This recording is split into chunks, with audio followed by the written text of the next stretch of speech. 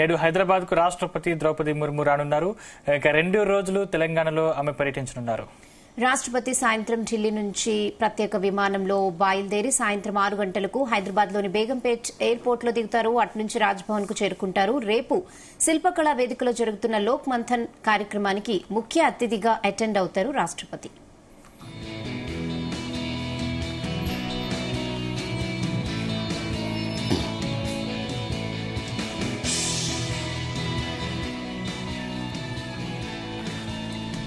హైదరాబాద్ లో ఇవాళ రేపు ట్రాఫిక్ ఆంక్షలు విధించారు. పలు ప్రాంతాల్లో ఈ ట్రాఫిక్ ఆంక్షలు అమల్లో ఉంటాయని హైదరాబాద్ పోలీసులు తెలిపారు. సాయంత్రం 5:30 నుంచి రాత్రి 9 గంటల వరకు Panjagutta junction, green land junction, Begumpet flyover, చాలాన్ building, PPNT flyover, HPC out gate, airport, Y junction, Monappa junction, Yashoda hospital, Kshatriya hotel, metro residency, PV విగ్రహం, Rajbhavan road, Khairatabad flyover, necklace road, Telugu Thalli junction, Telugu Thalli flyover, NTR Marg, Kattamaisamma, Iqbal Minar, tank bund, Ambedkar విగ్రహం junction, Ashok Nagar junction, NTR stadium ప్రాంతాల్లో traffic ఆంక్షలు అమల్లో ఉండనున్నాయి.